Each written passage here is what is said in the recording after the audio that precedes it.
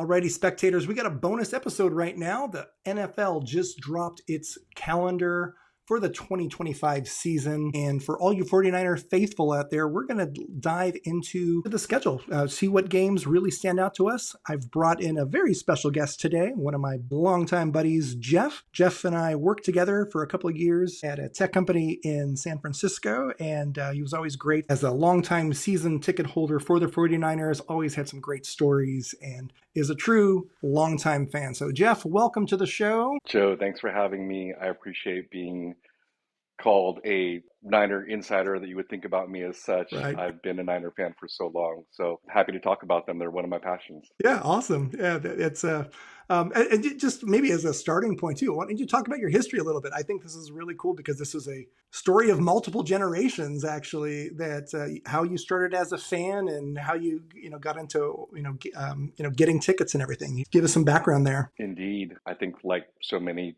of my fellow faithful, it starts with your family. And for me, my grandfather, he was an original season ticket holder for the 49ers from their inception, 1946. So he was going to games at Kezar, all the way through probably the good days, bad days, talking about some of those old players, and then transitioning over to Candlestick when the Niners moved there. And for me, I was then lucky enough to grow up in the 80s and the 90s and go to all of these games. So I really always look forward to going with my grandma, my grandpa, usually my dad, because my grandpa had 4 tickets, and seeing the glory days. And luckily for me, like I didn't have all of the pain of those previous years. I got to like just pick up and go. It's in the blood, and it's something that I intend to certainly I pass it on, and my wife is now a Niners fan. So yeah, the tradition continues. Very cool. I love that, that era of growing up here in the Bay Area during those truly glory years where we're the model franchise and stuff. I always liken back, and I'm a Buffalo Bills fan, but being the one kid in my school in San Jose who's like everyone else is in their red and gold, and it's like, oh, we're this other up and coming team. Watch for us in the 90s. I respect it. Yeah, exactly. But nevertheless, 49ers were always exciting to watch for me. Let me talk just a little bit more just about those glory years, but maybe even transcends beyond that. Did you have a favorite memory or of that incredible dynasty years? Was there a favorite player of yours that said, we go Rice guy versus the Montana guy? So I have a couple thoughts there that come immediately to mind. When I've been told that we were at the catch.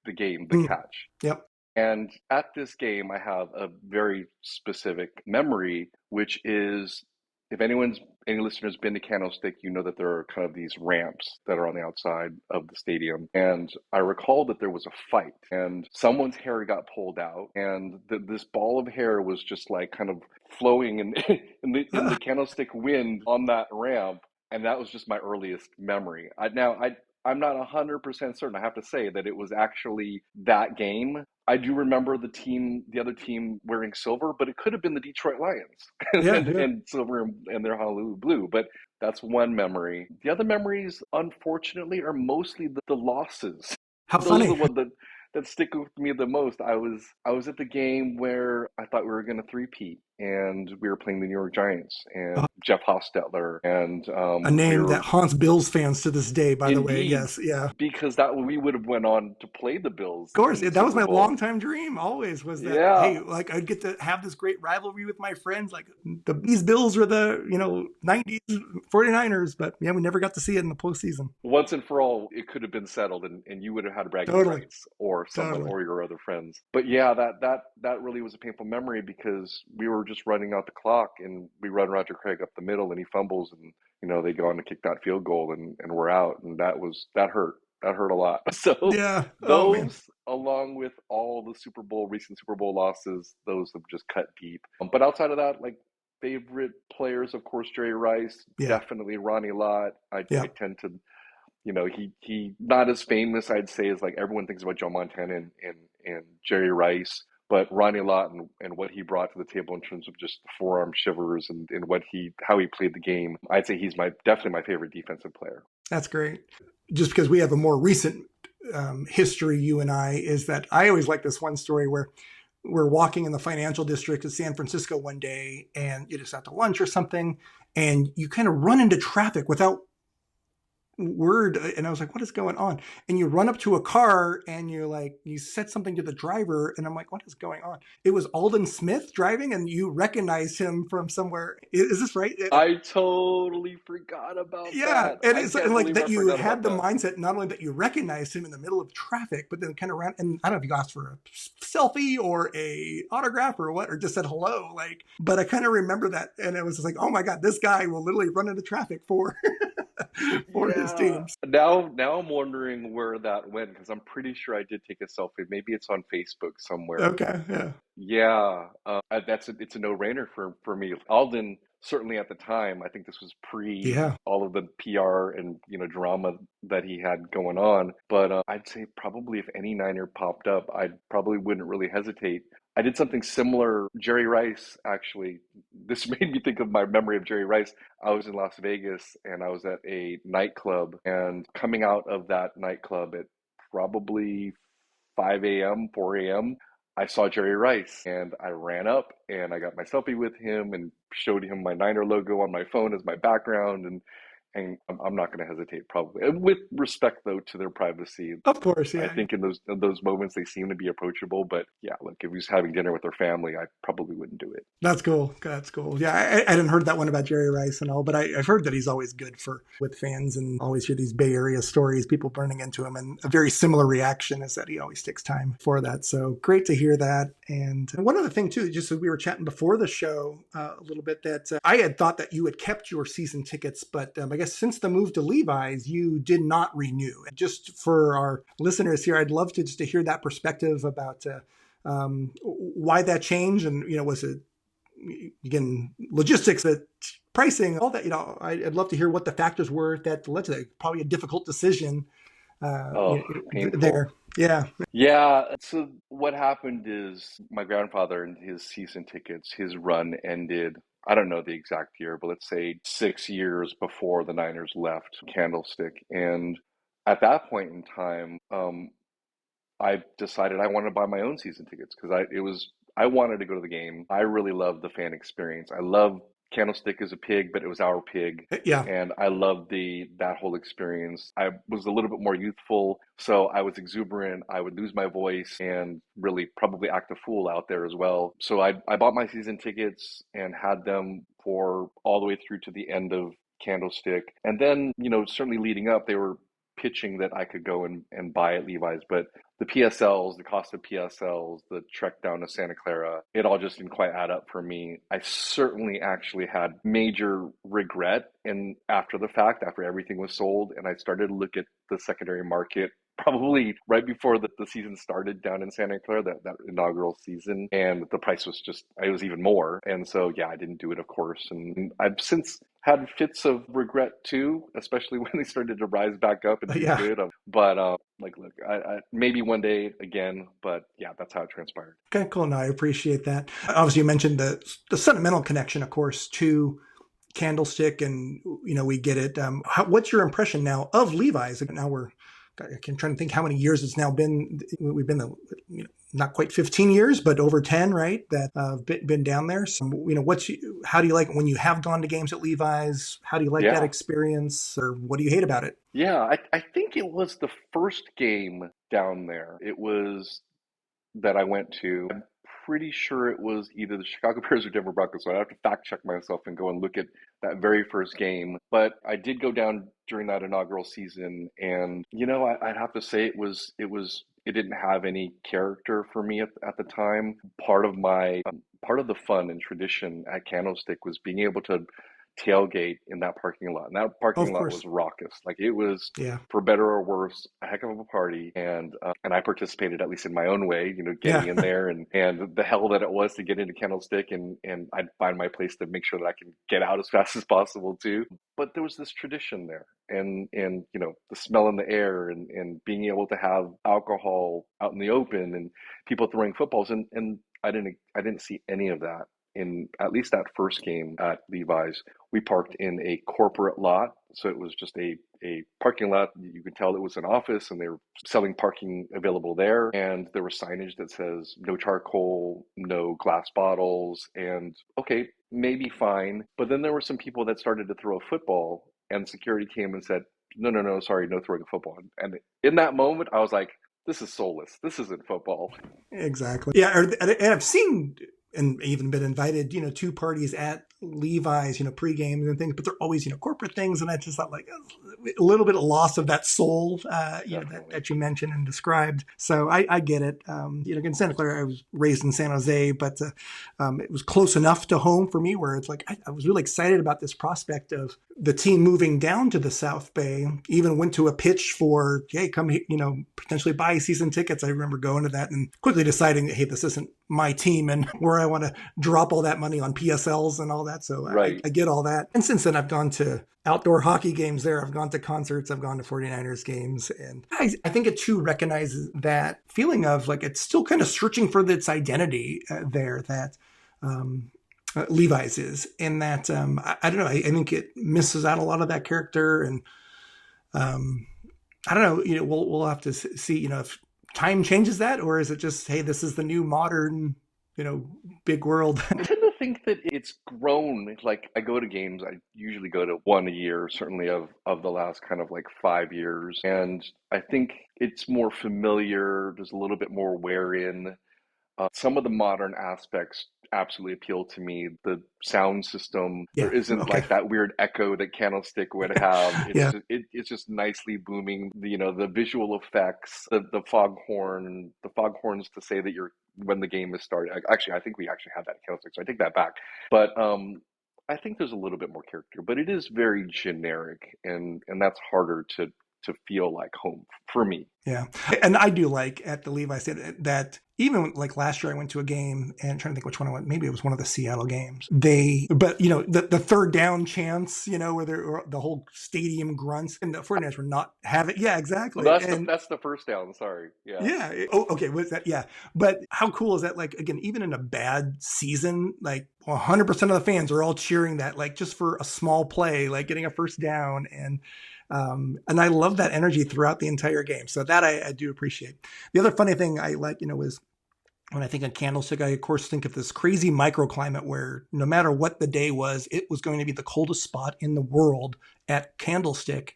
And then the funny thing about Levi's having its own microclimate where it's the opposite, where it could be a cool day and somehow Levi's you're baking and getting sunburnt. So those are my. We went from one spectrum to the other.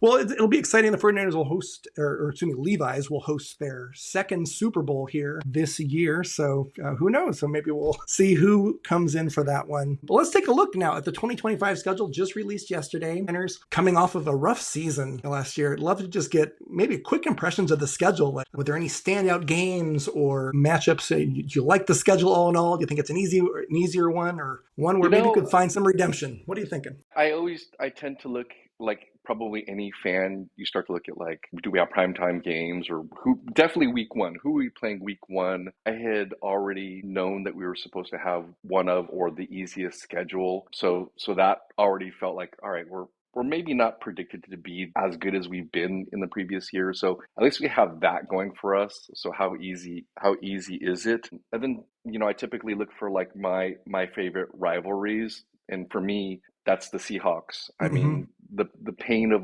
losing to them over the years and winning some of them, but the most important ones, kind of losing them. And I'm happy to tell more stories about the Seahawks. Sure. But I look for them, and we're playing them at Seattle. Right. It's a heck of a environment up there, and so we've already got our work cut out for us. They seem to be already, back on the upswing, and after trading Russell and getting their picks and this kind of thing. So I'm excited for that. At the same time, also somewhat nervous because you just I want to beat them so badly. And I have family that are in Seattle as well that are Seahawks fans now, and it's a huge rivalry for me. So Yeah, that week I one. kind of remember, even back to the years that we worked together, where that was the big rivalry, of course, and still to this day. But yeah, and then curiously, just on the Seahawks too, of course, they conclude the season. They open the season at Seattle, and then they conclude the season week 18 here at Levi's against the Seahawks again. So kind of bookends for them. Maybe those will be impactful games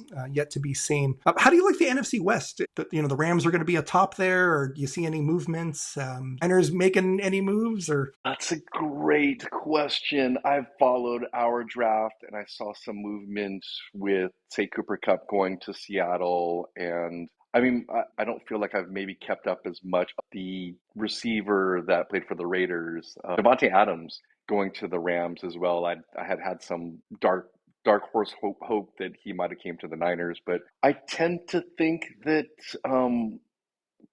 the Rams, they were successful last year and they probably continue their trajectory. They've got a bunch of young talent that will be taking another leap forward, I would imagine. I think that the Cardinals uh, are going to be competitive, continue to, for me, surprisingly, and this is this is a really stupid reason, but their coach, and I'm blanking on his name, when he first came in, he looked really cheesy, and he didn't strike me as a leader, so I underestimated them, but they continue to make progress, and so I have a lot more respect for that coaching staff and that team. So I think they're going to be in the mix. Seattle's always in the mix somehow, some way. I hate it, but I don't know, and I don't know how they do it, but they just continue to be competitive. But within all of that, I think I'm trying to temper my expectations for the Niners and the fact that we are going through at least what they would call a mini rebuild. We haven't addressed the O-line really significantly at all, but nice that we were able to get some draft picks and rebuild that defensive line. Now they're all rookies, so what should I expect? So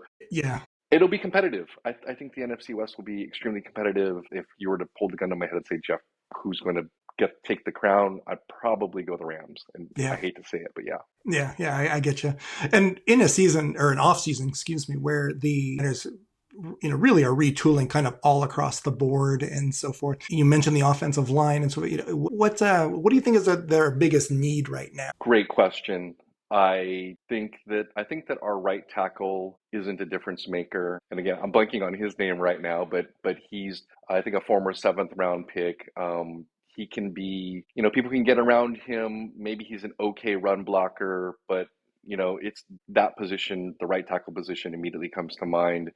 Our center, I'm blanking on his name. So what kind of Niner insider am I? Off seasons are tough, especially guys in our 40s. Indeed, yeah, a separate podcast for that Yeah. topic.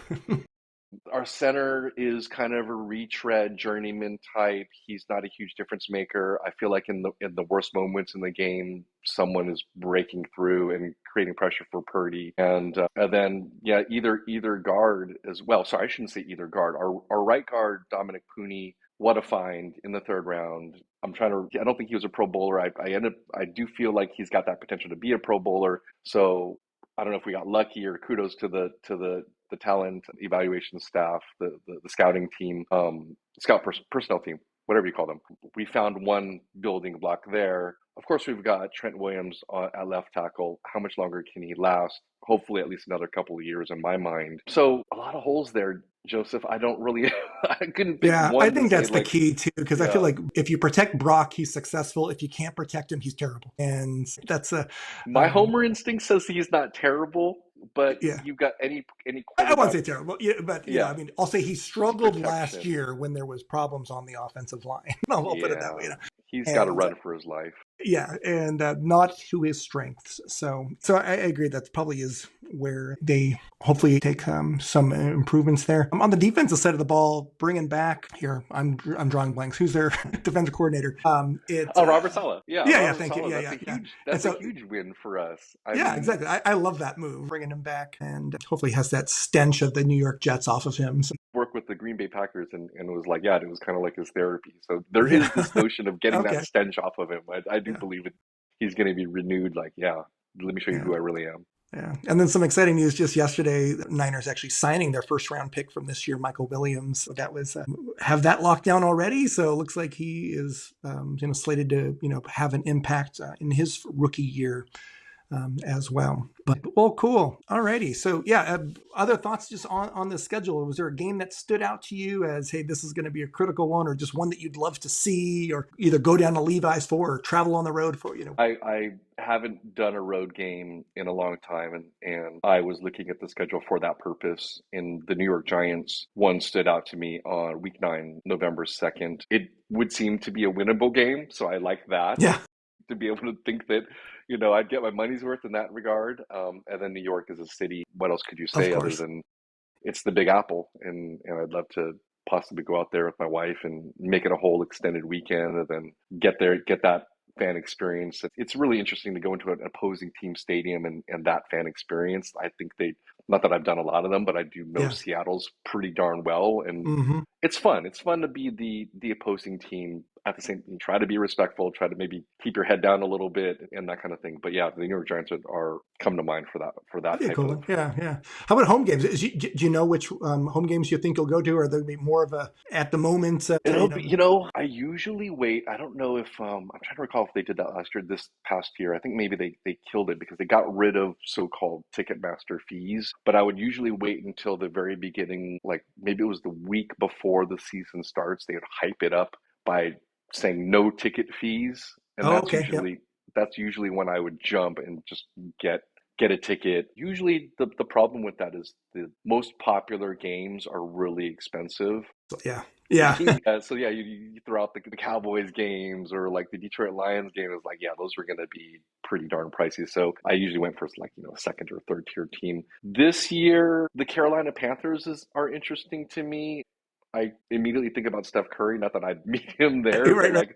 like the idea of going to watch us against Steph Curry's team, and I can't imagine that he wouldn't be there. Yeah. Um, that feels fun to me. I think they'll possibly take a leap. When I was looking at the talent for the draft, they have I forget his full name. It's like Tataroa something, but this wide receiver, he looks like an absolute talent coming out of the University of Arizona, I believe. And so yeah, I'd be interested to go out and see those guys. Very cool. Yeah, that's week 12. Yeah, they have the Panthers. So very cool. Yeah, and of course forgot about the Steph Curry connection there. But yeah, I'll have to check the Warriors schedule too. Make sure he's not playing There it is. that game Yeah. too. Is there a That'll probably be conflict? the Because if not, determining he's going to be factor. there. So Yeah. maybe he'll take a day off. All right. Any final impressions just about the team or the schedule? I'm just glancing at the schedule again. The other one that I am curious to see is against the Chicago Bears, whether they take another leap. They've got a lot of young talent. I was actually really impressed with the quarterback. Kind of blanking on his. I get another Yeah. senior moment, but I'm blanking on his first name. Obviously, last name Williams. I feel like when we played him, I saw his arm talent and I saw a lot of potential there. So that's another game that I'm really curious to see. As far as the overall season, I just hope for. I've seen some, like, there's a true insider, Matt Mayoko, Oh the yeah. beat writer, predicted I think an 11-6 season. And when I looked at that, I looked at all of his wins and losses. I thought, wow, that's actually pretty bullish of Matt to say 11-6, considering what we did last year and considering all the holes that we have and the players that we lost. I'd love to see 11-6. I'm not really that bullish. And maybe that makes me seem less faithful Yeah. as being a faithful. But like a 10-7, I think would be a home run and a wild card berth. I would be extremely happy about that. Yeah. I think as I just did some really rough estimates and so forth, I was kind of getting that 50-50, kind of that 9-8 or even 8-9 kind of vibe, from that. But I'm thinking I'm looking at it from last year's lens, and that, I think it was just an anomaly of a year. We got a healthy Christian McCaffrey coming back. I still like the defense. I think if we get the Brock Purdy situation figured out, and I don't know, I think they could still make some noise. I'm going to be excited to watch them some more, especially as far as covering this podcast. I think the 49ers will certainly improve from last year's disaster. But yeah, we'll see. I think there's still some hope. Looking forward to checking out some games. Yeah, thanks so much. I'll look forward to maybe even having you back for either a mid-season report or after you attend one of those games, and we can hear a little bit more about your experience there. I was just gonna say mid-season sounds about right, so we can pencil that in. I'd be happy come back and either swallow my prediction and like, oh, we're really great, or man, I am even more disappointed. We'll see where I fall on that spectrum. Yeah, it's funny. Even I find, I've done these like preseason like analyses, before, and it's like by week 2, it's like I regret everything I said. But that's just the nature of the NFL. Sometimes it's also what makes it exciting, though, is how much it can change, and we'll see who emerges and how things progress. I totally agree. The parity in the league, some dark horse rises up, and to me, last year it was the Washington Redskins, Yeah, and so it's exciting to see who that might be in this next season. totally. All right, well, we'll go ahead and conclude there. I really thank you for your time. I'm looking forward to watching games with you and chatting football always. Geoff, thank you so much for your time. Awesome, Joseph. I had a ton of fun. Look forward to come back, hopefully. All right, that wraps up our interview with 49ers insider Geoff, a longtime friend and great football chat. Thanks for our listeners for tuning in. If you're a new one, a friend of Geoff's is a friend of mine. So like, subscribe, leave a comment. Let me know what you think. I'd love to expand more of these interviews in the weeks to come. Go Niners!